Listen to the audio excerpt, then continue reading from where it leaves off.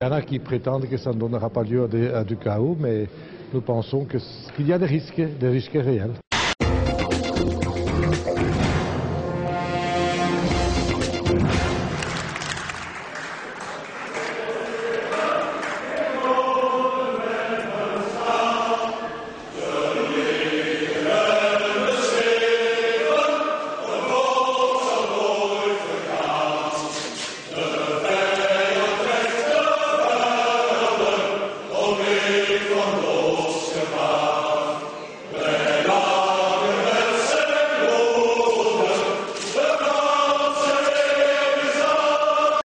C'est un nationalisme que même un grand journal comme le New York Times a qualifié de fascisme non violent.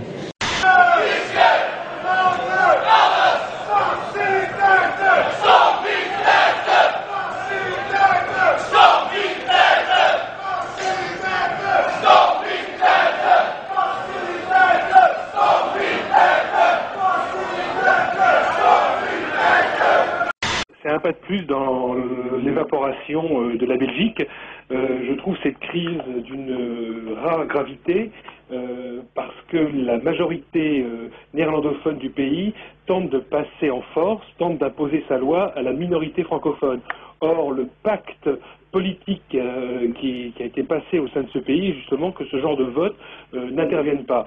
Le départ de l'Open VLD, c'est ça, c'est en gros, puisque vous ne voulez pas accepter la scission de BHV à nos conditions, eh bien, nous allons vous l'imposer. Et j'espère que les francophones ne vont pas tomber dans le panneau, puisque la Flandre a choisi la crise, eh bien, il faut aller jusqu'au bout de cette crise et voir jusqu'où sont prêts à aller les Flamands dans la négation des droits de leur minorité francophone. Hinkebeek, l'une des communes à faciliter, a demandé son rattachement à la région bruxelloise si BHV était scindé. Ce n'est pas la seule commune, les élus francophones de Krainem ont décidé de faire la même chose. Reportage sur place, Nicolas Gillard. Le conflit entre flamands et francophones semble désormais sans issue. Reportage de Magali Barthès et Xavier Boucher.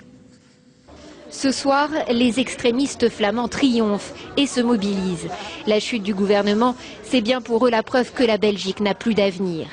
Ici, à Vilvoorde, dans cette ville flamande, vivent 20% de francophones. Trop aux yeux de ces nationalistes qui réclament la scission totale du pays. C'est une terre flamande ici que les Flamands se sont battus pour avoir. Donc c'est tout. Les francophones n'ont rien à dire ici, n'ont rien à voir ici normalement. La NVA demande au parti flamand d'en tirer des conclusions et de dire maintenant au parti francophone que les Flamands ne sont plus demandeurs pour continuer dans les structures belges et d'organiser aussitôt que possible le confédéralisme.